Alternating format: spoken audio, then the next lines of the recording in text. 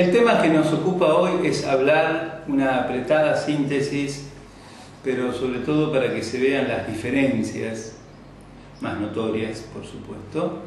respecto de la evolución del pensamiento en la economía. Dada que esta evolución del pensamiento en la economía no es algo que se haya detenido en el tiempo, sino es algo que es continuo, por eso hablamos de la evolución, es decir que hoy en día, con los nuevos, por poner una referencia, los últimos premios Nobel, o cada vez que surge un premio Nobel de Economía, que esto se resuelve todos los años, aparecen nuevas propuestas o modificaciones de algo anterior o mejores análisis, etcétera, lo cual hace que podamos ver y comprobar y decir fehacientemente que existe una evolución en el pensamiento o una evolución y distintos aportes a la ciencia económica. Muy bien, entonces vamos a comenzar y a ubicarnos mentalmente, por allá por 1760, donde comienza lo que luego se llamaría así la economía, y nos vamos a ubicar con el gran aporte o el primer aporte de Quesnay.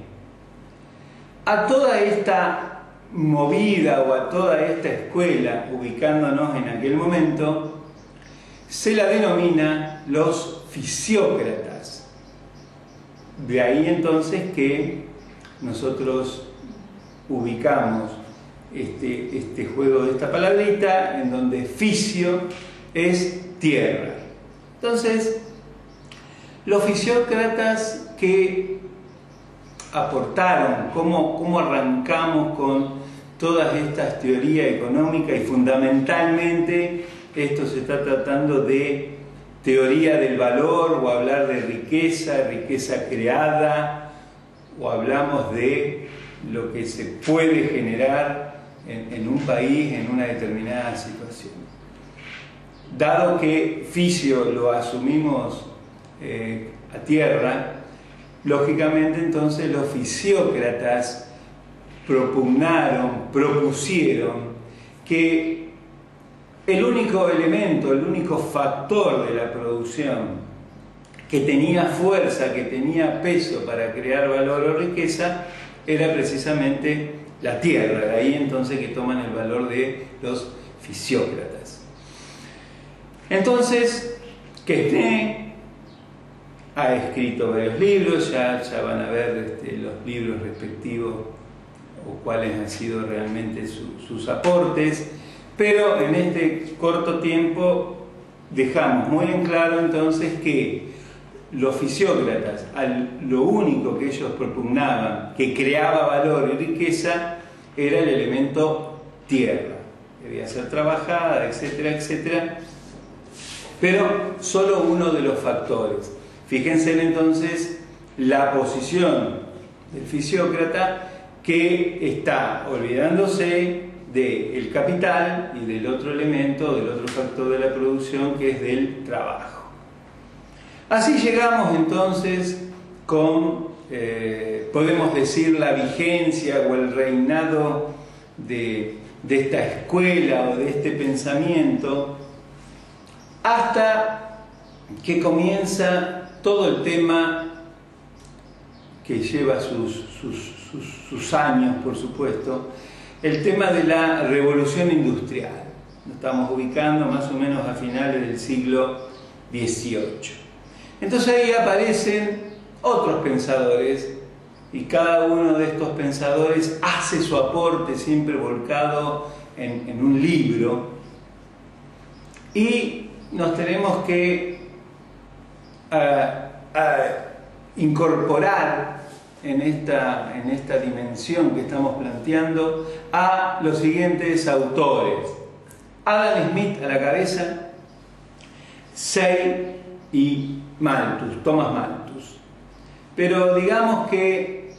Adam Smith es un poco el precursor la cabeza más visible de este movimiento en aquel momento, y Adam Smith junto con Say y Malthus conforman lo que se va a llamar, se va a denominar a través del tiempo, la escuela o el pensamiento de los clásicos. Importantísimos los clásicos. Por supuesto que ellos retoman y van perfeccionando, siempre se trabaja así en la evolución, toman lo que dejaron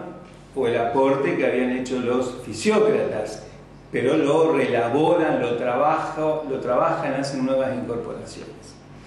De ahí que el aporte, uno de los aportes más importantes de Adam Smith es el tema de la división del trabajo. Fíjense ustedes qué tema importantísimo, que es el que le dio también impulso, base, no solo base filosófica al movimiento de la revolución industrial, sino que es importantísimo porque aún hoy en el mundo esa base sigue teniendo plena vigencia, sin ninguna duda. Otro tema interesante de los clásicos es algo que se denomina la teoría de Malthus, o en muchos casos podemos llegar a leer o a encontrar bajo el tema la maldición de Malthus. Malthus ha hecho muchos aportes mucho más importantes que el que voy a comentar, pero es como que desgraciadamente cuando se lo menciona a Malthus, inmediatamente se menciona esto de la maldición de Malthus, y es que Malthus propone lo siguiente, no es que propone,